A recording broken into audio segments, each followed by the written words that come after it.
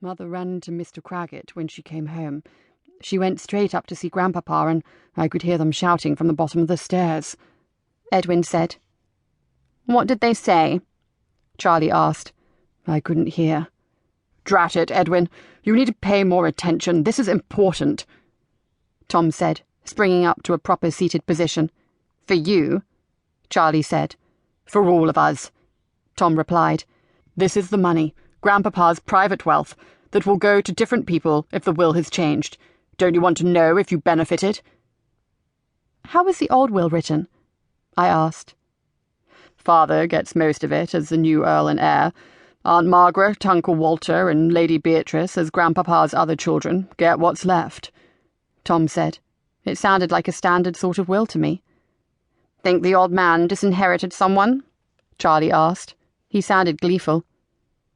"How do you know the terms of the old will?" "It's been common knowledge for years now," Edwin said.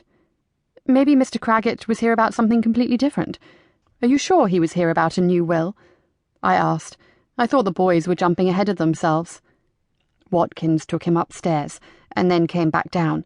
About 10 minutes later, Ames came down and took one of the maids and the cook up with him. They were upstairs about 2 minutes, long enough to witness a signature on a will," Edwin said. "Oh my." It did sound like a new will was signed by a very elderly, very rich man, and if someone gained, someone else lost. "So, who got disinherited?" Charlie said, grinning widely. "And did I get anything?" We heard her voice before Celia came into the summer house, and all 3 of Humphrey's boys groaned. I wondered how long she'd heard our words. She walked in, all sunshine and sweetness. "I wondered where you went, Livy. Come on, you don't have time to talk to the boys. We have a wedding to hold in less than 24 hours. I thought everything was done or arranged to be delivered tomorrow. There's still the packing for the honeymoon. I'll be gone for a month on my travels to South Africa." "It sounds like a wonderful trip." I admit I was jealous. "So you want my opinion on what you should take?" "And your help, getting it all into the trunks?" That sounded like Celia. I started out of the summer house. "I'll see you boys at dinner." "Have fun, Livy," Tom said. I could hear the smirk in his tone. Celia and I went up to her room, where every surface was covered with gowns, negligées, shoes, hats, gloves, and dresses for every occasion, and in a rainbow of colours. "You're going to get all this into a trunk?" "Well, 2 trunks and a suitcase. I think if you start on the gowns, you'll find paper to lay them out on there." I began on a beaded light blue number with gauzy short sleeves. "Which shoes and undergarments go with this?" "Why?" "To pack them together?" I remembered 2 things at once. Celia hadn't travelled much, and she and her mother had had a lady's maid until a couple of years before. "Don't put the shoes on top of the gown. You'll crush it." I looked at her as if she'd grown a second head. Did she think I was stupid?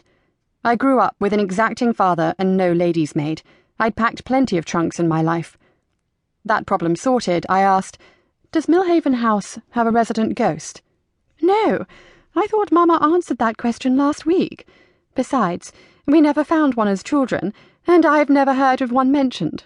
Why?" I again thought of the movement passing my door the preceding weekend. "No reason." As I packed, I tried to recall every detail of the shadowy figure. Whatever it was, it must have been solid, alive. Glancing up a while later, I found I had made progress, and Celia was sitting and watching me, when Lady Beatrice came into the room. "Ah, good, Olivia, Celia, it's time to dress for dinner." I set down the outfit I was working on. "I'll see you downstairs." I glanced into the other trunk as I passed. Nothing was packed. I escaped, feeling as if I was being used. I'm sure I was.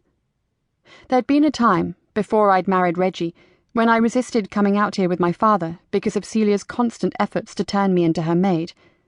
Aunt Margaret had seen what was happening more clearly than my father, and put a stop to most of it by the simple expedient of inventing things for me to do with her.